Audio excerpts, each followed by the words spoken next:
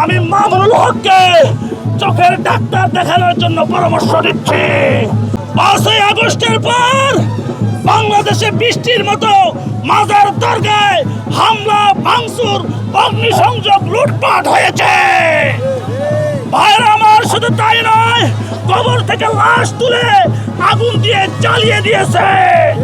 আপনারা জানেন, এক হিন্দু ভাইকে নারে তাকবীর বলে পেট্রোল ঢেলে তাকে আগুন দিয়ে জ্বালিয়ে দিয়েছে। ভাইরা আমার, এই দেশ ওলি আল্লাহর দেশ, এটা 360 আউলিয়ার দেশ, এটা 12 আউলিয়ার দেশ।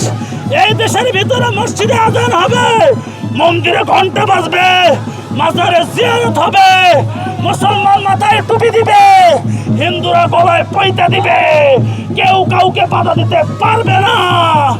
ভাইরা আমার, তথাকথিত তাওহীদি জনতা, ইবলিস জনতারা এই বাংলাদেশের মাজারগুলো ভাঙচুর করেছে। ওই মামুনুল হক বলেছে বাংলাদেশে নাকি কোনো মাজার ভাঙা হয় নাই, 2-3টা নাকি মাজার ভাঙছে বিচ্ছিন্ন ভাবে। আমি মামুনুল হককে চোখের ডাক্তার দেখানোর জন্য পরামর্শ দিচ্ছি। মামুনুল হক সাহেব, আপনি জানেন কোরআনে আল্লাহ বলেছে এমন কিছু মানুষ আছে, তাদের অন্তর আছে তারা বোঝে না, তাদের কান আছে তারা শোনে না, তাদের চোখ আছে তারা দেখে না। অতএব মামুনুল হকের চোখ আছে, সে দেখে না, তার কান আছে, সে শোনে না।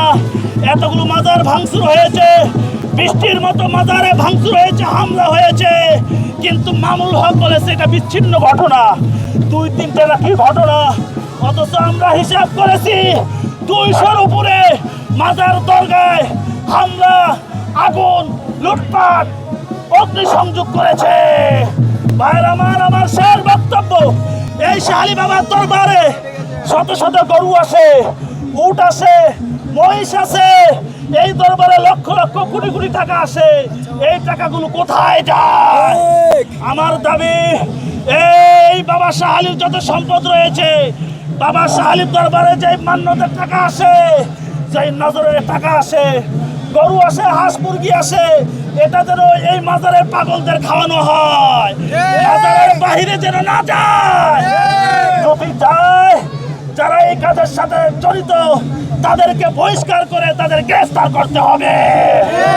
অতএব আর একটা বক্তব্য, আপনারা শুনেছেন মাজার হামলায় 3জন না গ্রেফতার করেছে, তো 3জন গ্রেফতার করেছে, তাদের ভিডিও কনফারেন্স করে জাতিদের কেন দেখান নাই? গোপনে তাদের গ্রেফতার করেছেন, গোপনে তাদের কি ছেড়ে দিবেন? আমি প্রশাসনকে দৃষ্টি আকর্ষণ করব, যাদের গ্রেফতার করেছেন তাদেরকে ভিডিও কনফারেন্স করে আমাদের সামনে দেখার সুযোগ করে দেন।